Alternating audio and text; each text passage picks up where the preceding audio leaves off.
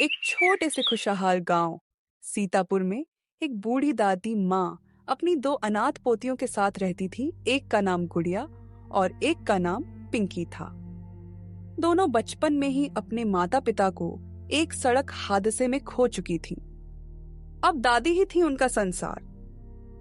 गर्मी की एक दोपहर थी। पेड़ की छांव में दादी चारपाई पर बैठी आराम कर रही थी। पास ही पिंकी मिट्टी से रसोई खेल रही थी और गुड़िया किताब पढ़ रही थी। दादी मुस्कुराते हुए बोली, अरे ओ मेरी रसोईया महारानी, आज खाने में क्या बनाया? पिंकी मिट्टी की रोटी दिखाते हुए। आज मैंने आलू की सब्जी और बाजरे की रोटी बनाई है दादी, आप खाओगी? वाह, इतनी छोटी सी रसोई और इतना बढ़िया खाना। चल, मुझे भी परोस दे जरा। गुड़िया ने मुस्कुराते हुए किताब बंद की और बोली, दादी, आप जब पापा मम्मी की बात करती हैं तो मुझे रोना आ जाता है। क्या भगवान उन्हें वापस नहीं ला सकता? नहीं बिटिया, भगवान जिन्हें अपने पास बुला लेता है वो वापस नहीं आते, लेकिन उनका प्यार, उनकी यादें हमारे दिल में जिंदा रहती हैं। गुड़िया एक समझदार और दयालु लड़की थी जो हर समय अपनी दादी की फिक्र करती थी और अपने माँ बाप को याद करती थी। वह अपनी दादी का हर काम में हाथ बटाती। उसे अपनी दादी से बहुत प्यार था।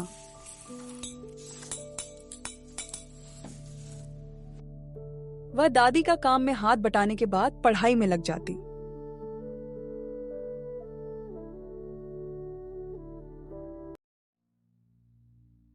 एक दिन दादी रसोई में खाना बना रही थी।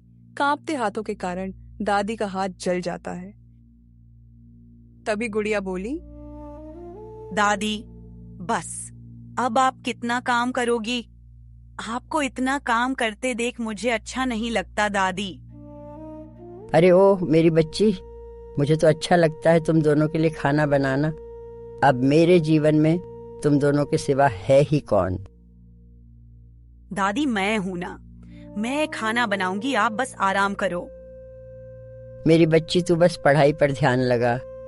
और अब भी तेरी दादी इतनी भी कमजोर नहीं है कि वो काम छोड़कर आराम करे। गुड़िया दादी को काम करते देख मन ही मन उदास होती है। गुड़िया को पढ़ने का बहुत शौक था। वह हर बार कक्षा में अच्छे अंकों से पास होती और बस यही सोचती है कि कब वह अपनी दादी को चैन और आराम की जिंदगी दे पाएगी। एक दिन गांव का जमींदार सेठ मदनलाल दादी के पास आया और बोला, अरे ओ दादी, कर्जा लिए हुए पूरे 6 महीने हो गए। मेरे पैसे कब तक लौट आएगी? ब्याज भी बढ़ता जा रहा है। अब मैं और समय नहीं दे सकता। दादी। बेटा, बस कुछ दिन का समय और दे दे, मैं जल्दी सारा पैसा लौटा दूंगी। ठीक है दादी, अभी तो मैं जा रहा हूं, लेकिन जल्दी आऊंगा। और अगली बार अपनी जमीन के कागज तैयार रखना। अगर अगली बार पैसे न मिले तो वह जमीन मेरी हो जाएगी। दादी की आंख भर आई, क्योंकि बेटे की मृत्यु के बाद उसकी बची हुई जिंदगी केवल दुख और पीड़ा में ही गुजरी थी। दादी माँ को इतना लाचार देख गुड़िया मन ही मन बहुत दुखी हुई। गर्मी की रात थी। दादी को परेशान देख गुड़िया ने पूछा, दादी, वो सेठ पापा की जमीन के कागज सच में ले जाएगा? नहीं मेरी बच्ची, वो ऐसा कुछ नहीं करेगा। दादी, तो उसने ऐसा क्यों बोला कि जमीन के कागज तैयार रखना? और हम उसके पैसे कैसे चुकाएंगे? तू चिंता मत कर बेटी, जब तक मैं हूं तुम दोनों को चिंता करने की कोई जरूरत नहीं है। मन ही मन गुड़िया जानती थी कि उसकी दादी उसे जरूर कुछ छिपा रही है, लेकिन वो भी मजबूर थी। वह दादी को हिम्मत देने के बजाय और कर भी क्या सकती थी। कुछ समय बाद एक दिन गांव में एक अफसर आया। वो सरकार की तरफ से अनाथ बच्चों के लिए हॉस्टल की जानकारी लेकर आया था। अफसर बोला, माँ जी, आप बूढ़ी हैं और ये दोनों लड़कियां अनाथ हैं। क्यों ना इन्हें शहर के हॉस्टल में भर्ती करा दें? वहां खाना, कपड़ा, पढ़ाई सब फ्री मिलेगा। मुझे मालूम है सरकार की योजनाएं बहुत अच्छी होती हैं बेटा, लेकिन ये मेरे बेटे की निशानी है। कैसे इन्हें अपने से जुदा कर दूं? गुड़िया चुपचाप अफसर को देखती रही। पिंकी दादी के पीछे छिपती हुई बोली, हम दादी को छोड़कर कहीं नहीं जाएंगे। माँ जी, आप जैसी औरतें भगवान का रूप होती हैं। आप चाहें तो सरकार से थोड़ा राशन और पेंशन की मदद दिलवा सकता हूँ। अगर सरकारी मदद मिल जाए तो पढ़ाई और खाना ठीक से हो जाएगा, लेकिन मेरी पोतियां यहीं रहेंगी मेरे पास। ठीक है माँ जी, जैसा आप बोले। और मैं आपकी और आपकी पोतियों के लिए पूरी कोशिश करूंगा कि आपके लिए कुछ भला कर सकूं। अफसर वहां से चला जाता है। काफी समय बीत चुका था। हालांकि अब पेंशन मिलने लगी, लेकिन जिंदगी अभी भी आसान नहीं थी। दादी खेतों में मजदूरी करती और शाम को लौटकर चूल्हे की झुलसती आग में खाना बनाती है। दादी को कांपते हाथों से खाना बनाते देख गुड़िया रोज मन ही मन परेशान होती। एक शाम फिर से सेठ मदन लाल आया और बोला, दादी अब बहुत हुआ, अब मैं और समय नहीं दे सकता। गुड़िया और पिंकी उस समय घर पर नहीं थे। दादी जानती थी कि जो फैसला वो लेने वाली है, गुड़िया उससे बिल्कुल राजी नहीं होगी। दादी अपनी इकलौती जमीन के कागज सेठ को दे देती है और बोलती है, बेटा, ये मेरे बेटे की आखिरी निशानी थी, लेकिन अब मेरे पास कुछ देने को भी नहीं है। गेट के पीछे से गुड़िया दादी और सेठ की सारी बातें सुन लेती है। सेठ अपने घर की ओर निकल जाता है। गुड़िया दादी के पास आकर बोलती है, दादी, आपने सेठ को पिताजी के जमीन के कागज क्यों दे दिए? वो बहुत बुरा आदमी है। दादी, उसने हमारी लाचारी का फायदा उठाया है। दादी गुड़िया को समझाते हुए बोली, बिटिया, पढ़ाई से बड़ा कोई धन नहीं होता। अगर तुझे कुछ बनना है तो मेहनत करनी होगी। तेरे पापा भी बचपन में ऐसे ही पढ़ते थे। गुड़िया आंखों में चमक के साथ बोली, मैं भी डॉक्टर बनूंगी दादी। मैं बहुत मेहनत करूंगी और फिर आपको कभी बीमार नहीं होने दूंगी। और मैं टीचर बनूंगी दादी।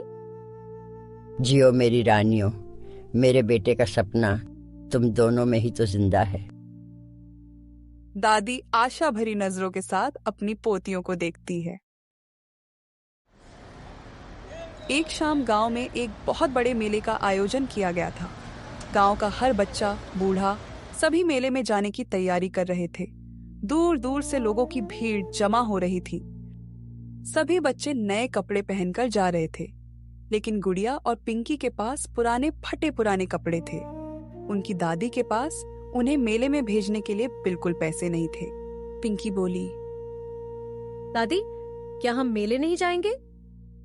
दादी उदास होकर बोली, बिटिया, इस बार पैसे नहीं हैं, पर अगली बार जरूर चलेंगे।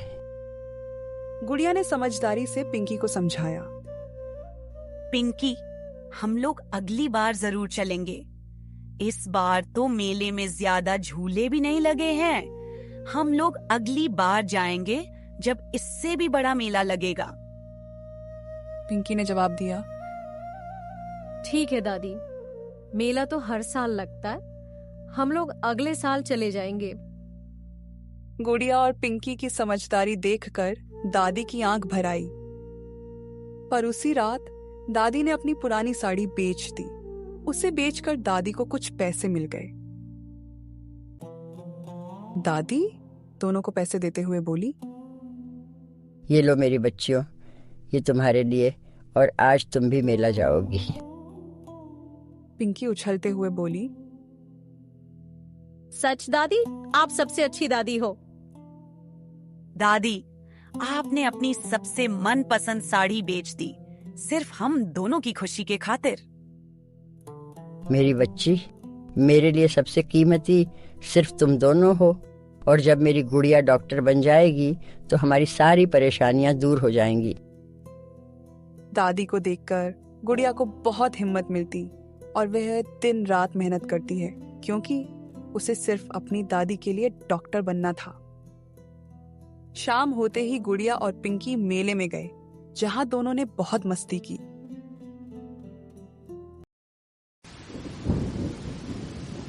समय बीतता गया। कुछ समय बाद गांव के मास्टर जी दादी के पास आए और बोले, माँ जी, गुड़िया पढ़ाई में बहुत अच्छी है। पूरी कक्षा में इसके सबसे अच्छे अंक आते हैं। अब इसको शहर भेजिए, वहां गुड़िया स्कॉलरशिप पर पढ़ सकती है। आपको कोई पैसा खर्च करने की जरूरत नहीं है। दादी ने चिंतित स्वर में जवाब दिया। लेकिन शहर में तो कोई नहीं है हमारा, और मैं अकेली पिंकी को कैसे संभालूंगी? हम दोनों गुड़िया के बिना कैसे रहेंगे? दादी माँ ने चिंतित स्वर में पूछा। उनके मन में गुड़िया को लेकर बहुत सारे सवाल थे।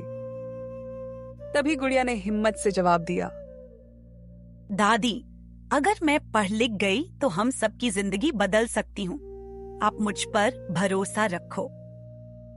दादी आंखों में आंसू लिए बोली, बिटिया, तू इतने बड़े शहर में अकेली कैसे रहेगी? मुझे हमेशा तेरी चिंता सताएगी। दादी, आप ही तो कहती हैं ना कि मैं अपने पिता की हिम्मत वाली बेटी हूँ। आप देखना दादी, एक दिन आपको अपने इस फैसले पर नाज होगा। ठीक है बिटिया, जा, लेकिन हर हफ्ते चिट्ठी भेजना मत भूलना। दादी ने गुड़िया की बात मान तो ली थी, लेकिन वह मन ही मन गुड़िया के लिए चिंतित थी। गुड़िया अगले ही दिन मास्टर जी की मदद से शहर की ओर चली जाती है। गुड़िया मन ही मन उदास थी, क्योंकि वह जानती थी कि उसकी दादी अब बूढ़ी और कमजोर हो चुकी है, और उसके जाने के बाद दादी और पिंकी बिल्कुल अकेले हो जाएंगे। लेकिन गुड़िया को अपनी दादी का सपना पूरा करना था। उसे अपनी दादी को चैन और आराम की जिंदगी देनी थी। गुड़िया को चिंतित और उदास देख मास्टर जी बोले, गुड़िया, तुम चिंता मत करो। जब तुम शहर से कुछ बनकर आओगी तो सबसे ज्यादा खुशी तुम्हारी दादी को ही होगी।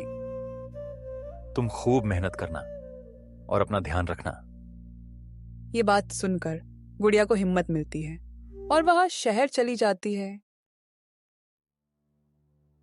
हॉस्टल के एक छोटे से कमरे में गुड़िया दिन रात पढ़ाई करती और दादी को हर हफ्ते चिट्ठी लिखती। गुड़िया के अच्छे अंकों के कारण उसे स्कॉलरशिप मिलती रही। उसे कोई पैसा खर्च नहीं करना पड़ा। एक दिन गुड़िया की दोस्त शिवानी बोली, गुड़िया, तुम्हारे घर में कौन कौन है? तुम्हारे माता पिता क्या करते हैं? मेरे घर में मेरी एक प्यारी दादी है, जिन्होंने बचपन से मेरा और मेरी बहन का ख्याल रखा। उन्होंने कभी हमें माँ बाप की कमी महसूस नहीं होने दी।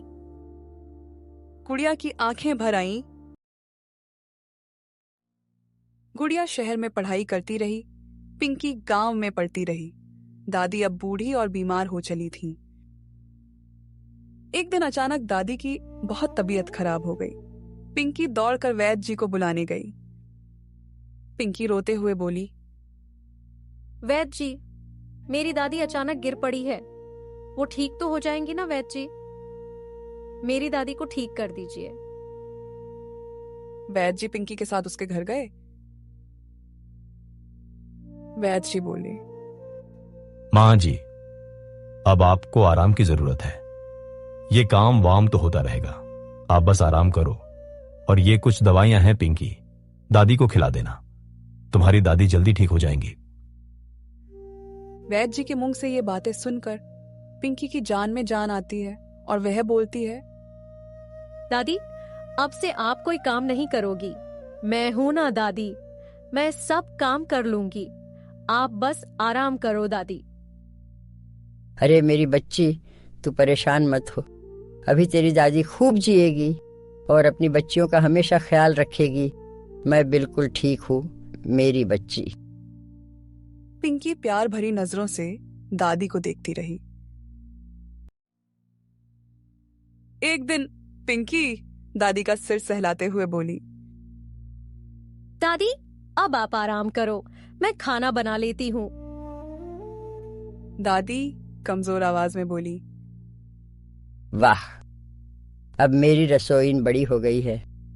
मेरी मिट्टी के खिलौने से खेलने वाली बच्ची आज इतनी बड़ी हो गई है। हाँ दादी, अब घर का सारा काम आपकी रसोईन ही करेगी। मेरी प्यारी दादी, आप बस आराम करो। अच्छा ये बता, गुड़िया की चिट्ठी आई? हाँ आई है, उसने लिखा है कि वो जल्दी ही वापस आएगी। चलो अच्छा है, मेरी गुड़िया जल्दी आएगी। मेरी बच्चियों ने बचपन में ही माँ बाप का प्यार खो दिया, और ये बूढ़ी दादी कर भी क्या सकती थी तुम दोनों के लिए। बस रूखी सूखी रोटी में ही मेरी बच्चियों को गुजर करना पड़ा। दादी, आप तो हमारी दुनिया हो। अगर आप न होती तो हम कुछ न कर पाते। दादी मुस्कुराई और बोली, मेरी पिंकी अब और समझदार हो गई है। दादी, आपकी तबीयत इतनी खराब रहती है, मैं गुड़िया को बता दूं कि आप बीमार हो? नहीं मेरी बच्ची, उसे कुछ मत बता। वो बेकार में ही परेशान हो जाएगी और अपनी पढ़ाई छोड़कर फौरन यहाँ आ जाएगी। उसे मन लगाकर पढ़ाई करने दे। वैद्य जी की जड़ी बूटियों से दादी को कोई खास फर्क तो नहीं पड़ा था, लेकिन दादी पिंकी को दिलासा देती कि वह बिल्कुल ठीक है। पिंकी जानती थी कि भले ही दादी उसको हिम्मत देती है, लेकिन वो अंदर ही अंदर बहुत पीड़ा में है। कई महीने बीत गए। एक दिन दादी और पिंकी आंगन में पेड़ की छांव में बैठकर बातें कर रहे थे। तभी अचानक घर के सामने एक कार आकर रुकी। पिंकी और दादी उसे एकटक देखते रहे। कुछ समय बाद कार से गुड़िया बाहर निकली। गुड़िया को डॉक्टर के कोट में देखकर दादी की आंखों से आंसू बहते गए। गुड़िया दौड़कर दादी के पास आई और बोली, मेरी प्यारी दादी, मैं आ गई। दादी ने गुड़िया को प्यार किया और बोली, मेरी बच्ची, तू आ गई। ये बूढ़ी आंखें तरस गई थी तुझे देखने के लिए, तेरी आवाज सुनने के लिए। तेरी दादी बेचैन थी मेरी गुड़िया। दादी, मैंने भी आपको हर पल याद किया। गुड़िया ने पिंकी को प्यार किया और बोली, कैसी है मेरी छोटी बहन? तभी दादी बोली, बिटिया, तेरे बाद पिंकी ने मेरा बहुत ध्यान रखा और ये तो बिल्कुल तेरे जैसी समझदार हो गई है। मेरी दोनों बच्चियां, तुम दोनों मेरे जीने का सहारा हो। और अब तो तुझे डॉक्टर बनते देख लिया, अब तो मैं चैन से मर सकती हूँ। दादी, ऐसी बातें मत कहो। आप हमारी हिम्मत हो दादी। दादी और दोनों पोतियां घर के अंदर चली जाती हैं। गुड़िया को देखकर मानो दादी की खुशी का ठिकाना नहीं था। गुड़िया ने पूछा, दादी, अब आपकी तबीयत कैसी है? आप ठीक तो है ना दादी? हाँ मेरी बच्ची, मैं बिल्कुल ठीक हूँ। पिंकी उदास होकर बोली, नहीं दीदी, दादी की तबीयत ठीक नहीं है। दादी बहुत कमजोर हो गई है। कुछ दिन पहले भी दादी चकरा कर गिर पड़ी थी। गुड़िया ने उदास होकर जवाब दिया, दादी, आपने मुझे क्यों नहीं बताया? मेरी बच्ची, अब तू आ गई है ना, अब मैं बिल्कुल ठीक हो गई हूँ। दादी, मैं हूं ना, मैं आपका इलाज करूंगी। आप बिल्कुल ठीक हो जाओगी दादी। दादी, अब इस गांव में किसी को इलाज के लिए शहर नहीं जाना पड़ेगा। मैं यहाँ मुफ्त क्लिनिक खोलना चाहती हूँ दादी। गुड़िया की ये बात सुनकर मानो दादी का हर सपना पूरा हो गया था। कुछ समय बीतने के बाद गुड़िया गांव में एक क्लिनिक खोलती है, और ये क्लिनिक वह उसी जमीन पर खोलती है जिसके कागज सेठ ने ले लिए थे। दादी ये देखकर दंग रह जाती है और बोलती है, मेरी बच्ची, आज अगर तेरे माता पिता जिंदा होते तो उन्हें तुझ पर बहुत गर्व होता। आज तूने साबित कर दिया कि तू अपने पिता की काबिल बेटी है। गुड़िया ने जवाब दिया, दादी, भले ही मैं अपने माता पिता की बेटी हूँ, लेकिन जीवन का असली मतलब मैंने आपसे सीखा है दादी। गांव के हर व्यक्ति को गुड़िया पर नाज था, क्योंकि अब किसी को इलाज के लिए शहर नहीं जाना पड़ेगा। गांव का सेठ बोला, वाह दादी, मैं तो जानता था कि आपकी पोती एक न एक दिन आपका नाम रोशन करेगी। गांव में सभी लोग खुशी खुशी रहने लगे। दादी और उनकी दोनों पोतियां सुखी जीवन जीने लगे।